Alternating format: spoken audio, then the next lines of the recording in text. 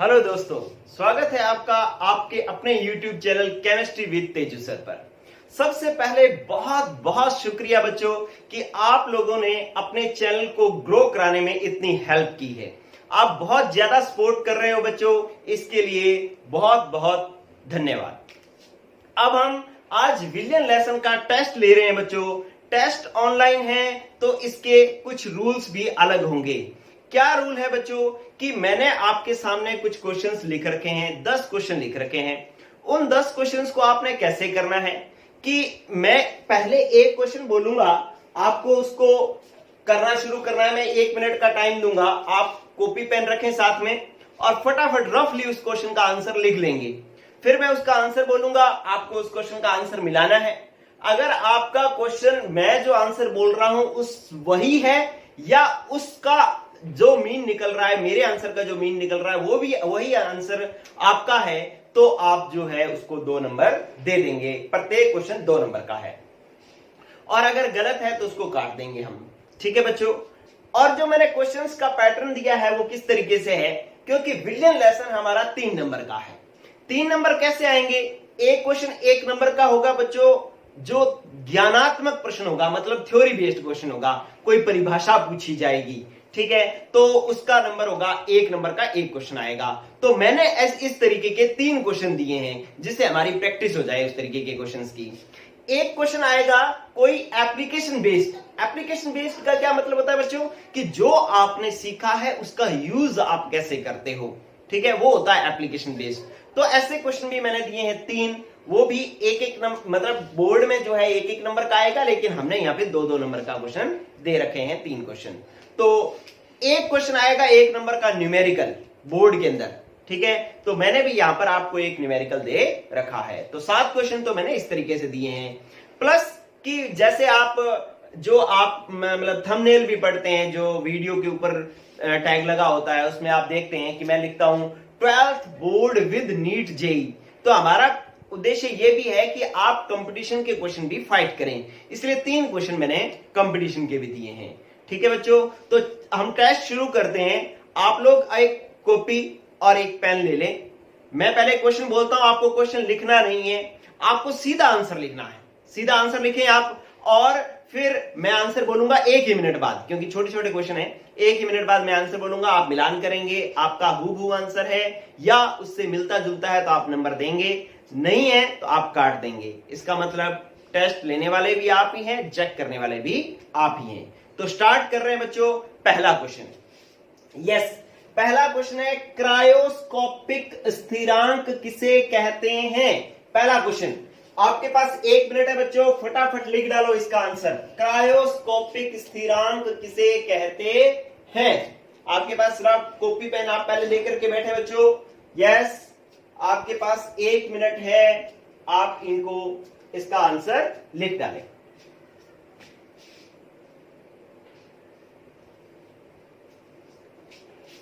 आपको मेरे से आगे नहीं चलना है बच्चों, जैसे जैसे मैं करवाऊं वैसे वैसे ही करना है। जैसा जौन सा जिस क्वेश्चन पे मैं आपको बोल रहा हूं क्वेश्चन नंबर, वही क्वेश्चन आंसर आपको लिखना है। ओके, यस बच्चों, ठीक है। रफ परिभाषा लिखनी है, बहुत कोई जल्दबाजी नहीं करनी, मतलब पूरा सही सही पूरा लाइन टू लाइन नहीं लिखना है। ठीक है, आपको रफ डेफिनेशन लिखनी है फटाफट। मीन जो है वो सही निकलना चाहिए, अर्थ जो है वो सही निकलना चाहिए। यस, पहले क्वेश्चन का आंसर बोल रहा हूं बच्चों, चेक करो आप। क्या क्रायोस्कोपिक स्थिरांक, इसको आपको याद होगा मोलल अवनमन स्थिरांक भी कहते हैं। मोलल अवनमन स्थिरांक, हिमांक अवनमन में ये आया था। मोलल अवनमन स्थिरांक की क्या परिभाषा होती है कि परिभाषा सुन ले, आंसर को मिलाना है कि 1000 ग्राम विलायक, वाष्पशील विलायक में, 1000 ग्राम वाष्पशील विलायक में 1 मोल अवाष्पशील विलय मिला देने पर विलायक के हिमांक में होने वाली कमी को ही मोलल अवनमन स्थिरांक या क्रायोस्कोपिक स्थिरांक कहते हैं। तो 1000 ग्राम वाष्पशील विलायक में 1 मोल अवाष्पशील विलय मिलाओगे तो हिमांक में होने वाले अवनमन को ही मूलल अवनमन स्थिरांक या क्रायोस्कोपिक स्थिरांक कहते हैं। जिनका इस तरीके का आंसर है या ऐसा कोई अर्थ निकल रहा है आपके क्वेश्चन का, तो आप इसके नंबर दे दो बच्चों 2 और क्वेश्चन नंबर चलते हैं अपने सेकंड। यस, फटाफट लिखना है, प्रतिलोम परासरण किसे कहते हैं? प्रतिलोम परासरण किसे कहते हैं? करो बच्चों स्टार्ट। यस, इन शॉर्ट लिखना है, अर्थ आपका ऐसा निकलना चाहिए जैसा मेरा आंसर है, या ऐसा ही आंसर मिलता हो या सेम हो, तब आपको पूरे नंबर देने हैं। लिखते रहो बच्चों, लिखते रहो। ओके, यस, बहुत छोटी सी डेफिनेशन है, आप आराम से लिख सकते हो। 1 मिनट मैंने काफी दे दिया आपको वैसे, ठीक है। यस बच्चों, प्रतिलोम परासरण।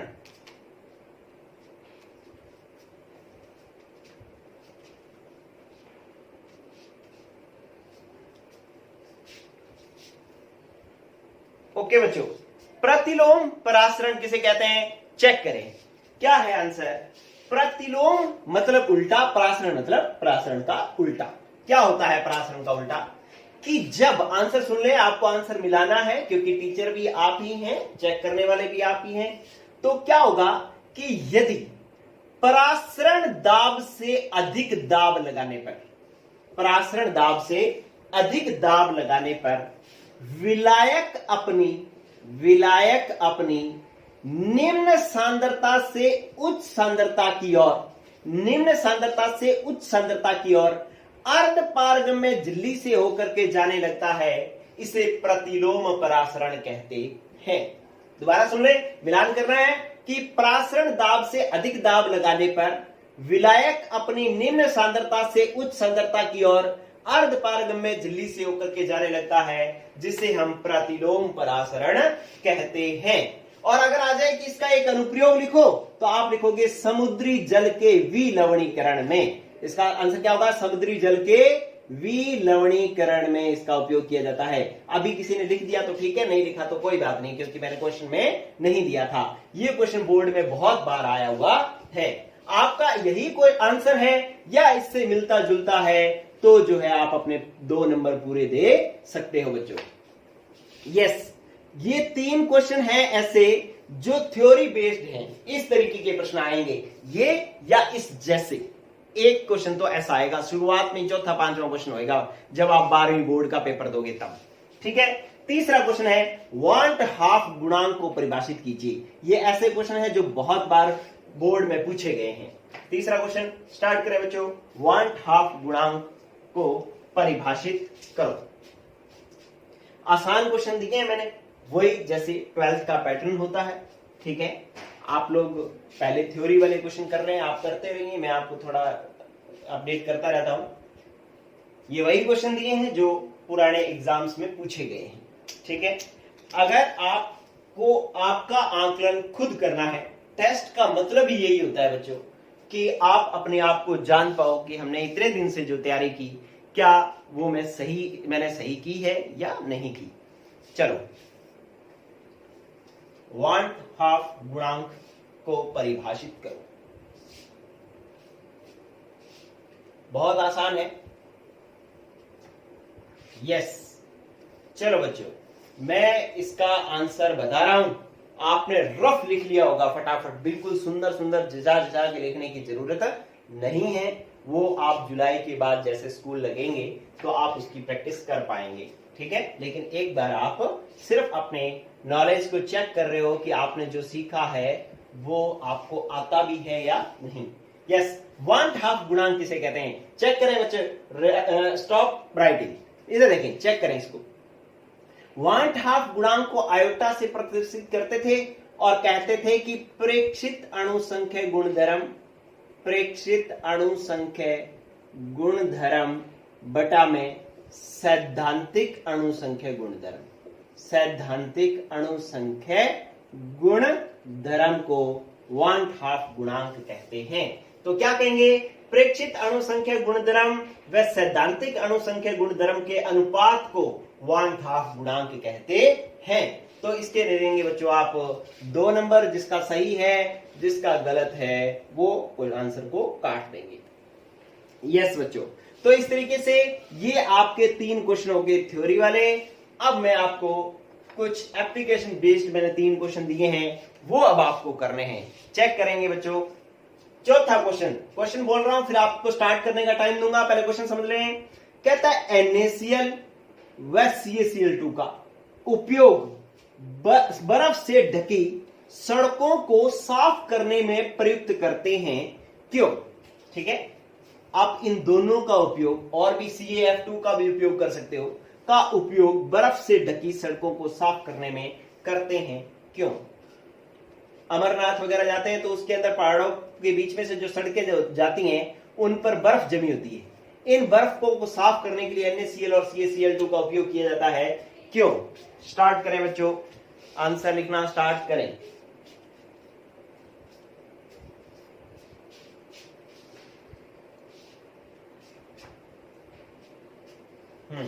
एप्लीकेशन बेस्ड क्वेश्चन है, आपने ऐसा थ्योरी में कुछ पढ़ा है, उसी का ही आपने यूज करके इस क्वेश्चन का आंसर लिखना है। फटाफट लिखेंगे बच्चों बस, क्योंकि आप अगर 1-2 वर्ड भी लिख देंगे तो भी आपका आंसर बन जाएगा। चलो बच्चों, यस, आपका आंसर मैं बता रहा हूं, इधर देखें क्या होगा कि NaCl और CaCl2 क्या है। आप पहला वर्ड ये लिखोगे कि ये अवाष्पशील विलय है, ठीक है, जो क्या करेगा कि जल के हिमांक को घटा देता है। जल के हिमांक को घटा देता है, घटा देगा तो पिघली हुई जो बर्फ जमी हुई है वो क्या हो जाएगी, पिघलेगी, ठीक है, जिससे जमी हुई बर्फ पिघल जाती है और सड़क जो है वो साफ हो जाती है, ठीक है। तो ये अवाष्पशील विलय है। आप एक वर्ड ये लिख दें कि हिमांक अवनमन के कारण, ठीक है, NaCl CaCl2 अवाष्पशील विलय है जो हिमांक अवनमन के कारण जल के हिमांक को घटा देते हैं, जिससे जमी हुई बर्फ पिघल जाती है और सड़क साफ हो जाती है। इसलिए इनका उपयोग बर्फ से ढकी हुई सड़कों को साफ करने में किया जाता है। तो ये हुआ बच्चों आपका चौथा क्वेश्चन। इसके बाद चलते हैं अपने नेक्स्ट। अगर आपका ये क्वेश्चन सही है या आप इस तरीके का आपने कुछ हिंट लिखा है तो भी आप आंसर नंबर दे सकते हैं 2, लेकिन आपका खुद का आंकलन है, ठीक है। अगर आप गलत नंबर भी दोगे तो आप ही का नुकसान होगा। आपको एग्जैक्ट पता लगना चाहिए कि मैंने जो सीखा है वो सही है या गलत। अगला क्वेश्चन कर रहे हैं 5वां। क्या होता है जब रक्त कोशिका को अल्प परासारी विलयन में रखते हैं? चलो बच्चों, इस क्वेश्चन को करना शुरू करें। क्या होता है जब रक्त कोशिका को अल्प परासारी विलयन में रखते हैं? यस, स्टार्ट करो। इतने में मैं एक क्वेश्चन जो 7वां रह रहा है वो मैं ऊपर लिख देता हूं। न्यूमेरिकल है एक।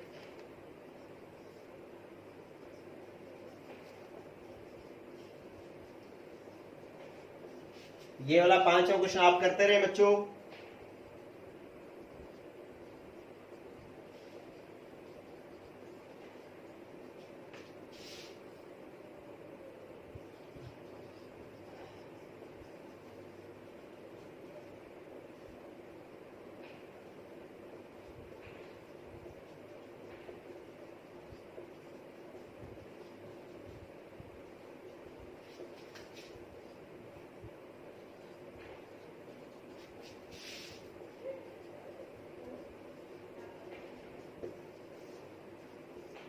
यस, हो गया।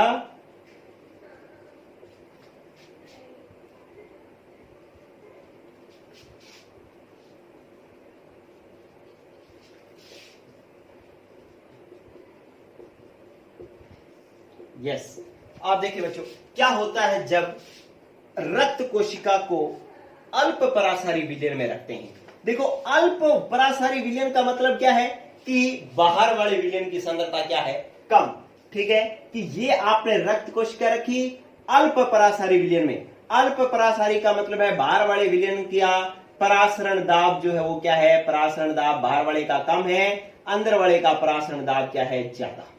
ठीक है, परासरण दाब इसका क्या है, बाहर वाले का अल्प परासारी का मतलब बाहर वाले का परासरण दाब कम है, परासरण दाब कम है तो इसकी सांद्रता भी क्या हुई बच्चों, कम। इसका परासरण अंदर परासरण दाब ज्यादा है तो मतलब इसकी सांद्रता भी क्या हुई, ज्यादा। और आपको पता है कि कम सांद्रता के विलयन से विलायक अधिक सांद्रता के विलयन की ओर अर्धपारगम्य झिल्ली से होकर के जाता है, इसको हम परासरण कहते हैं। तो आप कहोगे कि जब रक्त कोशिका को अल्प परासारी विलयन में रखते हैं तो विलायक बाहर से कोशिका के अंदर अंतः परासरण के कारण अंदर चला जाएगा और कोशिका क्या हो जाएगी, फूल जाएगी। ठीक है, क्योंकि बाहर वाले विलयन की सांद्रता कम थी, अंदर वाले की ज्यादा थी, इसलिए बाहर से विलायक अंदर चला गया है। ये अर्धपारगम्य झिल्ली थी तो कोशिका क्या हो गई है, फूल गई है। और विलायक का बाहर से अंदर जाना क्या कहलाता है, अंतः परासरण कहलाता है। चलो बच्चों, पांचवा क्वेश्चन भी हो गया। चलो, इसके बाद आपने देखा कि ये दोनों क्वेश्चन कैसे थे, अनुप्रयोग वाले थे, एप्लीकेशन, कि हमने हिमांक अवनमन टॉपिक सीखा हुआ था तो हमें इसका उपयोग भी पता लग गया कि NaCl और CaCl2 का उपयोग सड़कों पर जमी बर्फ को पिघलाने में क्यों किया जाता है। ठीक है, इसी तरीके से ये क्वेश्चन जो हमने किया कि रक्त कोशिका को अल्प परासारी विलयन में रखते हैं, तो ये भी एक अनुप्रयोग युक्त एप्लीकेशन बेस्ड क्वेश्चन था। चलो, छठा क्वेश्चन करो बच्चों कि निम्न को आयोटा के मान के बढ़ते क्रम में लिखो, मतलब वांट हाफ गुणांक के मान के बढ़ते क्रम में लिखो। 0.1 m NaCl, 0.1 m C12H22O11 और 0.3 m BaCl2 और 0.2 m AlCl3। ठीक है, इनको आपने वांट हाफ गुणांक के मान के बढ़ते क्रम में लिखना है। 1 मिनट है आपके पास। यस, इस क्वेश्चन में तो 1 मिनट भी नहीं लगना चाहिए। ओके बच्चों, करते रहो।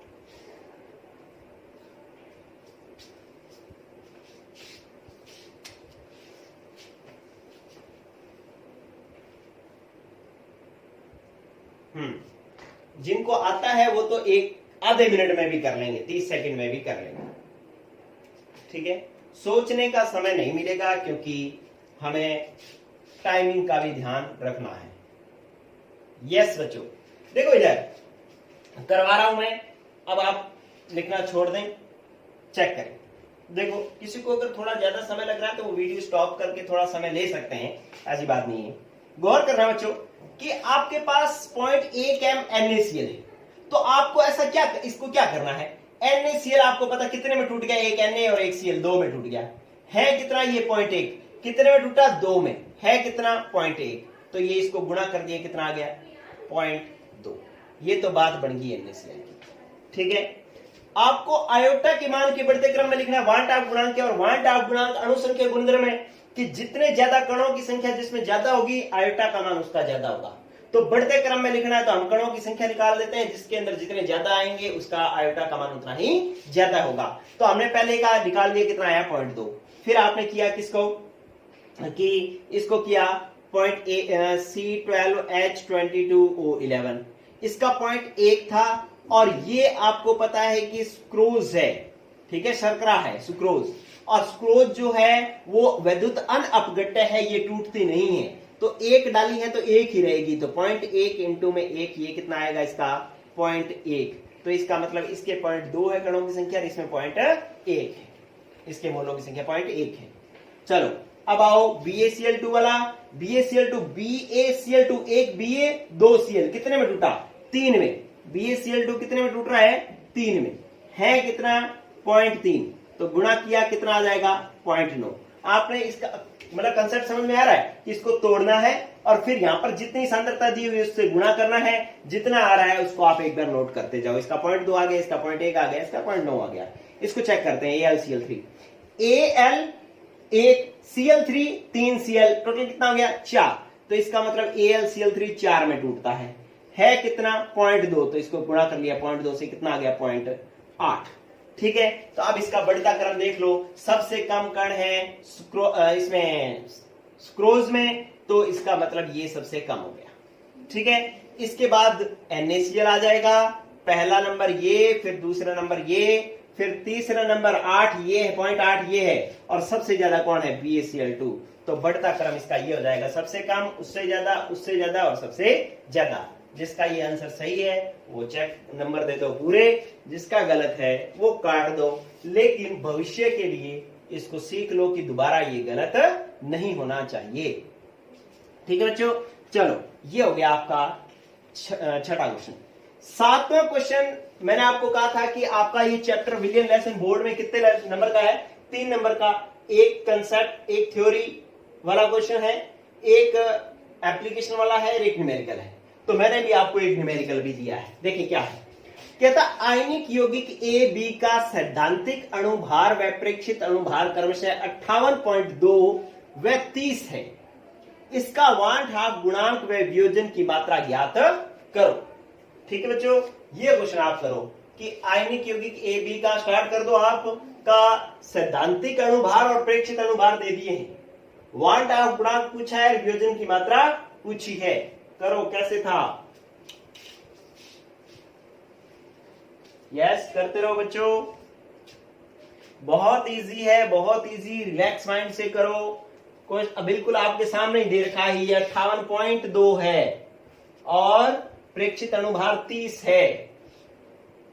यस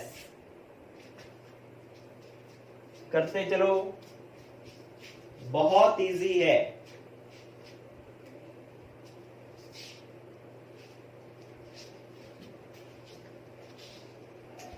चलो बताता हूं बच्चों, क्योंकि अगर आएगा तो ये एक ही सेकंड के अंदर आएगा ये आंसर, नहीं आएगा तो फिर आएगा ही नहीं।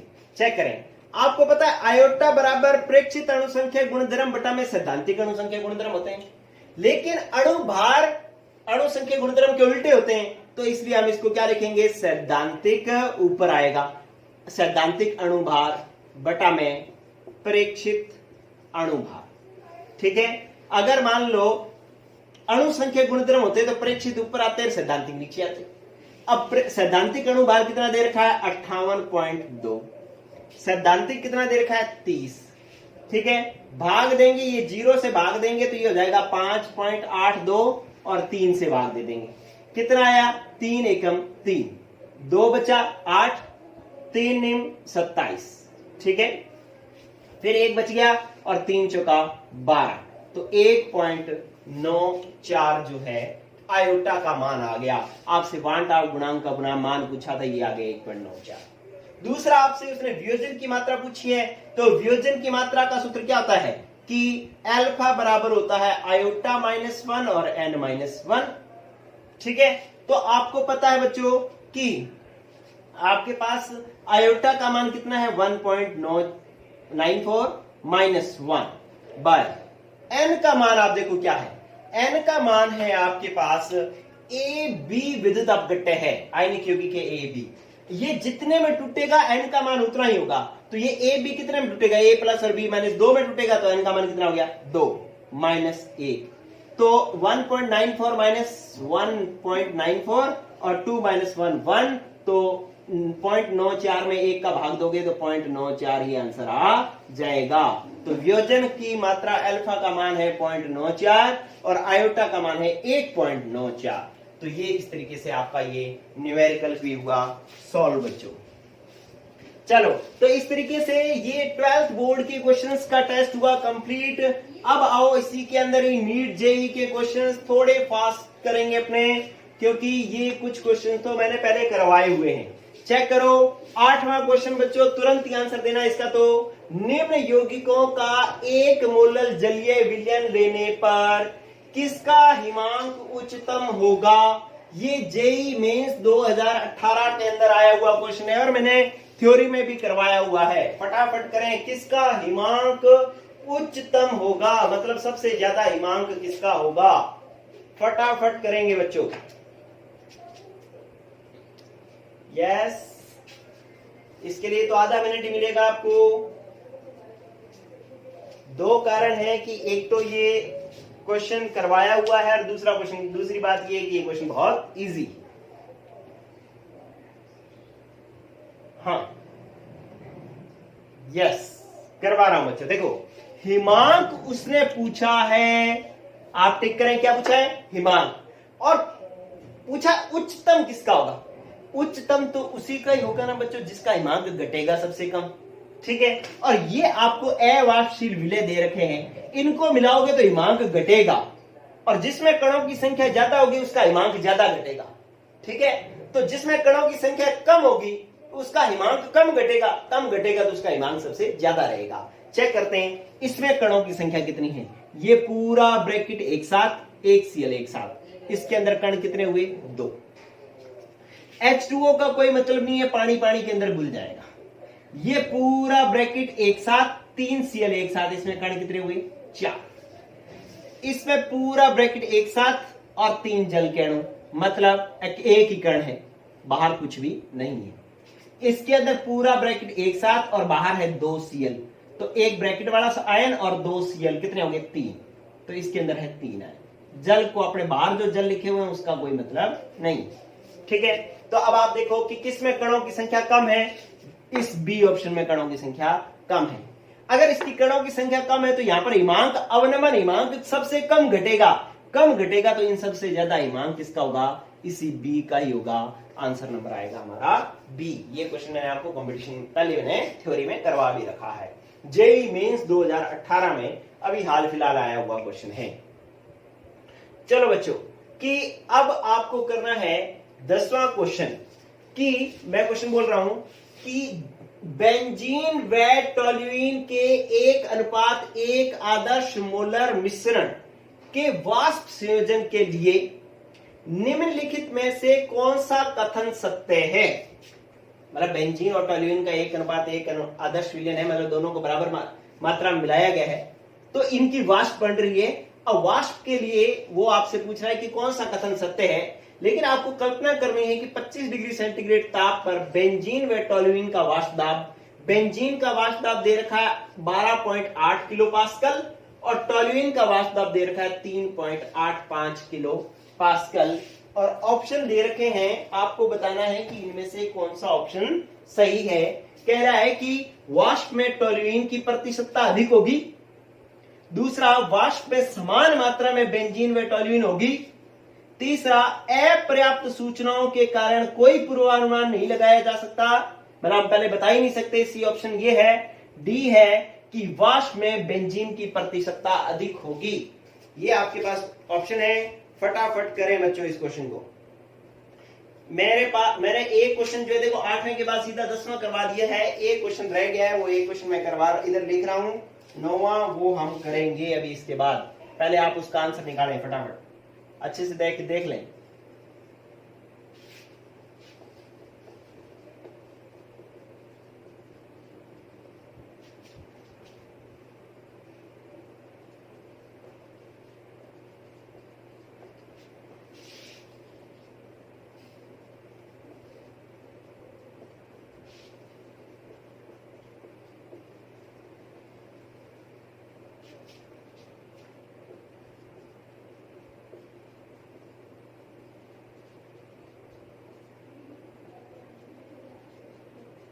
यस, आप ये 10वां क्वेश्चन करें, अच्छे से पढ़ें।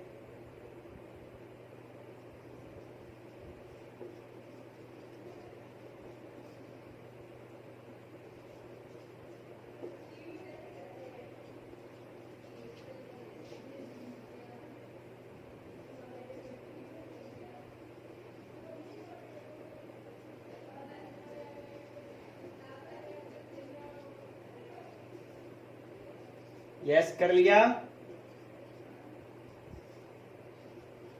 चलो बच्चों सुने भी, आपको आंसर सुनना है 10वें क्वेश्चन का। चलो, आपके पास इस क्वेश्चन में ये कह रहा है कि भी दोनों के विलयन में तो बेंजीन और टोल्यूइन समान अनुपात में है, लेकिन 25 डिग्री सेंटीग्रेड पर बेंजीन की तो वाष्प बन रही है 12.8 किलो पास्कल दाब लगा रहा है वाष्प दाब, बेंजीन का वाष्प दाब तो इतना है, और टोल्यूइन का 3.85 किलो पास्कल है। तो इनमें से कौन सा ऑप्शन सही है? पहला ये कह रहा है कि वाष्प में टोल्यूइन की प्रतिशतता अधिक है।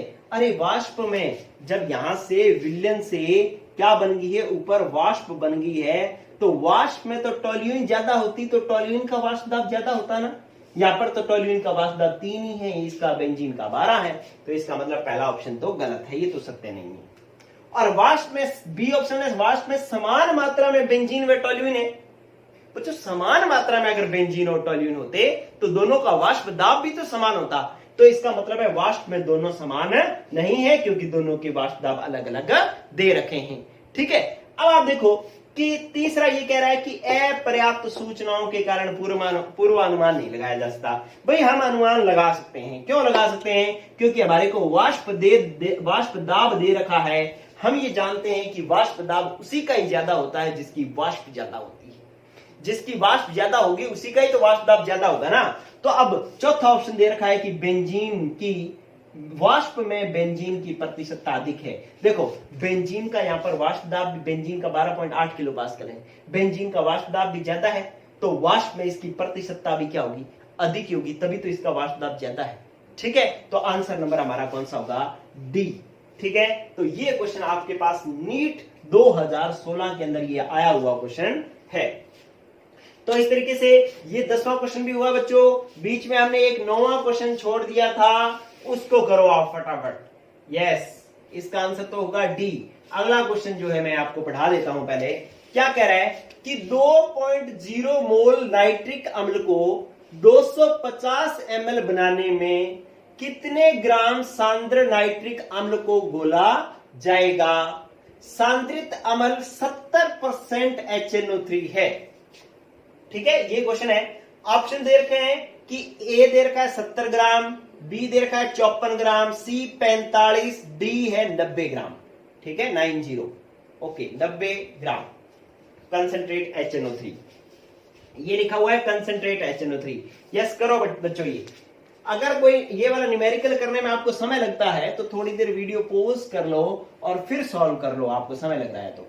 ठीक है, और फिर मैं आपको ऑप्शन इसका बता रहा हूं कौन सा होगा।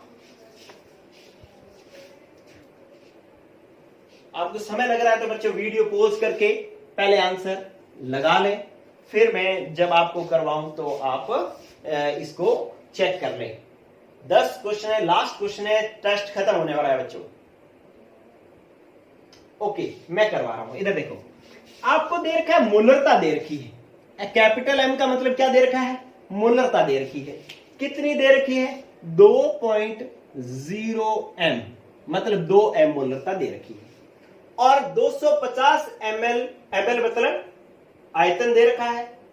बनाने में विलयन बनाना है आपको कितना? 250 ml, तो विलयन का आयतन दे रखा है 250 ml। अब वो कह रहा है कि कितने ग्राम सांद्रित नाइट्रिक अम्ल को घोला जाएगा, मतलब नाइट्रिक अम्ल की ग्रामों में मात्रा आपसे पूछी गई है। तो आप क्या करो, पहले मोलरता का सूत्र लगा लो। मोलरता बराबर होती है विलय के मोल बटा में विलयन का आयतन, और विलय के मोल बराबर क्या होता है? विलय की ग्रामों में मात्रा बटा में विलय का अणुभार, और बटा में विलयन का आयतन होता है। एमएल में दिया हुआ है तो ऊपर क्या आ जाएगा? 1000। लीटर में रखना होता है, एमएल में दे रखा है तो ऊपर आ जाता है 1000। अब आप क्या करो, मोलरता दे रखी है 2, ग्रामों में मात्रा, विलय की ग्रामों में मात्रा आपसे पूछी गई है, इंटू 1000 बटा में एम विलय का मोलर द्रव्यमान। HNO3 का मोलर द्रव्यमान कितना बनेगा बच्चों? हाइड्रोजन का 1, नाइट्रोजन का 14, ऑक्सीजन का 16 इंटू 3, एक ऑक्सीजन का 16 होता है, 3 है तो इंटू 3, तो 15 और 16 किया 48, 15 प्लस 48 कितना हो गया? 63। तो इसका मतलब यहां पर क्या आ जाएगा? 63। और आयतन दे रखा है 250 ml। 250 250 चौका 1000 हो गया। ठीक है, अब आपको ग्रामों में मात्रा निकालनी है तो WB बराबर हो जाएगा, इसको तिरछा गुणा कर लो, 2 इंटू 63, इसको बटा में ले जाओ, क्या आ जाएगा? 4, 2 दूनी 4, और 2 से 63 को काट दो, 2 तिया 6, और 2 एकम 2, फिर बचेगा अपने पास कितना? 1 पॉइंट लगाओगे 0 आएगा, और 2 पंजा 10, 31.5 ग्राम जो है आंसर आ जाएगा। लेकिन अब वो कह रहे हैं कि जो आपके पास नाइट्रिक अम्ल है ना, वो सिर्फ नाइट्रिक अम्ल नहीं है, वो नाइट्रिक अम्ल में पानी में घुला हुआ है। और कितना है? 70% HNO3 है। ठीक है, सारा HNO3 नहीं है। अगर सारा HNO3 ही होता तो हम 31.5 ग्राम HNO3 घोलते तो हमारे पास 0.2 m HNO3 विलयन बन जाता 250 ml। ठीक है, लेकिन अब वो कह रहे हैं कि 70% जो आप पानी में विलयन घोल रहे हो ना, वो कितना परसेंट है? 70% HNO3 है। ठीक है, तो अब आपको ये आंसर क्या निकालना है? अब ये निकालना है कि भाई कुल कितना, ये पूरा विलयन कितना मिलाना पड़ेगा, विलयन पूरा कितना मिलाना पड़ेगा, ये पूछ रहा है अब आपसे। तो पूरे विलयन का जो 70% 31.5 आना चाहिए। ठीक है, तो मैं मान रहा हूं कि पूरा विलयन है कितना? x ग्राम। ठीक है, x का कितना? 70%, कितना आना चाहिए? 31.5 ग्राम। ठीक है, मैंने ये मान लिया कि ये पूरा विलयन मैं कितना मिला रहा हूं? x ग्राम मिला रहा हूं। ठीक है, अब x ग्राम का 70% जो है वो कितना होना चाहिए? 31.5, मतलब उसके कुल, इस विलयन के कुल भार का 70% जो है वो क्या होना चाहिए? 31.5 ग्राम नाइट्रिक अम्ल होना चाहिए, बाकी पानी हो सकता है। ठीक है, तो आप कुल भार निकाल दो, आपका कितना आएगा? x का मान निकाल दो। तो 31.5 इंटू में 100 बटा में 70, ये 70 नीचे चला गया, 100 ऊपर चला गया, 0 से 0 कट गई और 10 से इसको गुणा किया तो 315 बटा में 7 आ गया। और 7 चौका कितने हो गए अपने पास? 7 की 21, 7 चौका 28, 28 31 में से 28 गया, कितने बच्चे बच्चों? 3, और इधर 5, तो 7 5 35, तो इसका मतलब आंसर कितना आ गया? 45 ग्राम। आंसर आ गया आपका सी।